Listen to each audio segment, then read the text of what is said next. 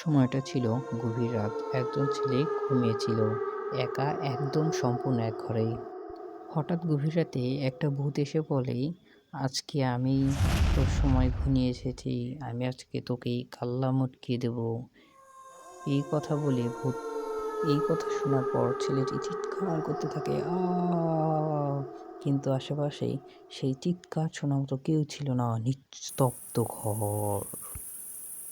ছেলেটি ভাবেই, আমাকে এমন করলে হবে না, আমাকে শক্ত করতে হবে, যেভাবে হোক এই ভূতটাকে বোকা বানিয়ে নাজেহাল করতেই হবে। সে বলে, এটা কি কোনো ভয় দেখানোর স্টাইল হলো?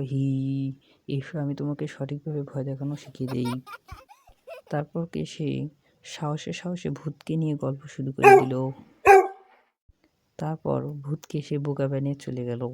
ভূত বলল, এ কোন মানুষ রে বাবা, উগান্ডা থেকে আগত নাকি? এটা দেখি আমাকেই বোকা বানালো।